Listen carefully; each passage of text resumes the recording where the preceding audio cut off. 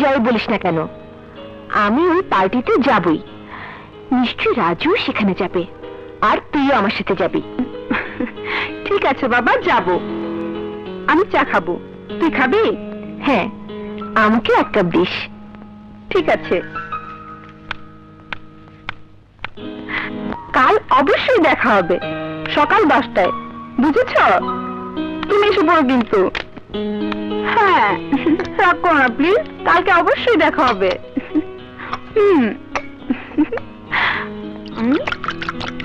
হ্যাঁ, আসবো তো, অবশ্যই আসবো। আরে বাবা, বললাম তো আসবো, তুমি রাগ করো না। না না, তোমাকে বলিনি। চা বানাবো, তুই আসলে জ্বলছে না।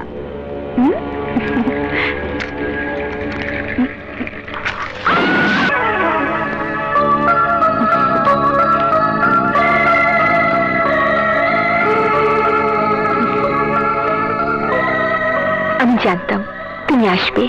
তুমি ইনভাইট করেছো, না এসে কি পারি? তোমার জন্য থ্যাঙ্কস।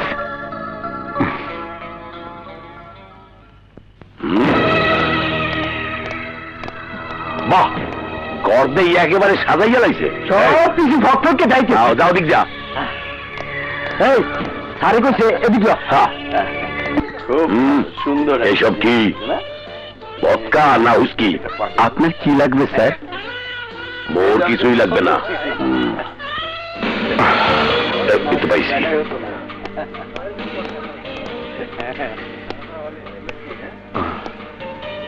ইন্সপেক্টর আপনি? ইয়েস, আমি আমনেরই দেখতে আইছি। মানে? মানে হাসপাতালে কোনো অপারেশন হয় নাই, আমি খোঁজ নিছি, মোবাইল অফ পাইলাম, তাই এখানে চলে আইলাম। কি হয়েছে রাজু?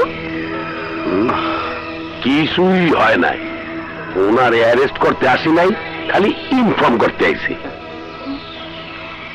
ডাক্তার সাহেব, আপনার বাড়ির কিচেনে গ্যাস সিলিন্ডার বাস্ট হয়েছে। ব্লাস্ট হয়েছে? ও মাই গড! প্রিয়া, প্রিয়ার কি অবস্থা? হে মরতে মরতে বাইচে গেছে, তবে তার বান্ধবী কাজলের অবস্থা খুবই গুরুতর। বাইচে আছে না মরে গেছে আল্লাহই জানে। তারপরে এই যায় কোথায়? এই ডাক্তার সাহেব,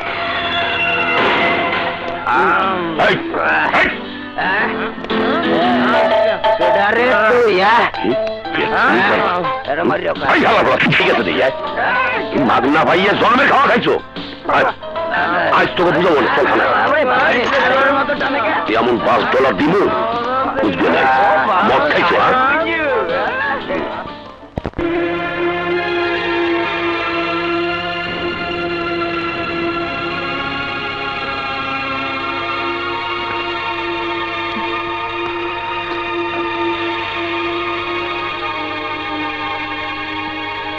ডাক্তার ফারুক, আপনি একটু দেখুন, আমি চেম্বার থেকে আসছি। Okay sir. ডাক্তার সাহেব, কাজলের কি অবস্থা? এখনো আশঙ্কা মুক্ত নয়, 24 ঘন্টা পর্যন্ত অপেক্ষা করতে হবে।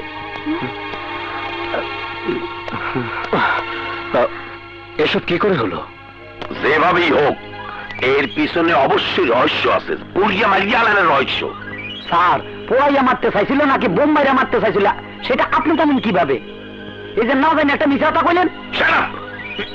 অফিসার তুই না আমি? আপনি স্যার, এবার কোন?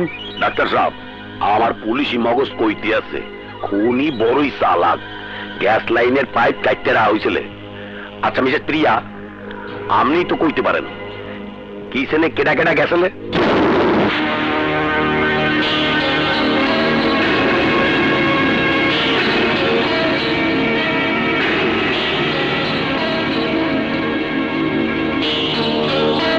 তুমি যা চিন্তা করছো তা সত্য, তবে যা কিছু ভাবছো তা সত্য নয়। কোনটা মিথ্যে? তুমি যা কিছু বলেছিলে তা কি সত্য বলেছিলে? তুমি বলেছিলে অপারেশন আছে, তা কি সত্য? তুমি বলেছিলে সোনিয়ার পার্টিতে যাবে না, কিন্তু তুমি গিয়েছিলে। তবে কিছু মিথ্যে হলো। সঠিক এবং সত্য কথা হলো, কাজলের পরিবর্তে আমি যদি কিচেনে যেতাম তাহলে আমি আগুনে পুড়ে আজ মৃত্যুর সাথে লড়াই করতাম। প্রিয়া, চুপ করো। আমি ভালোভাবেই বুঝতে পারছি কাজলের এই অবস্থার জন্য কে দায়ী, কার কারণে কাজলের আজ এই অবস্থা। আর আমি এও বুঝতে পারছি কার রাস্তায় আমি এসেছি।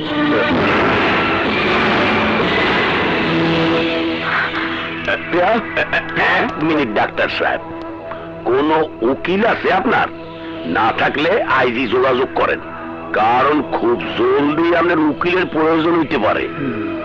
স্যার, উকিলটা নয় আপনি ঠিক করে দেন, কিছু কমিশন পাইবেন। চলেন স্যার।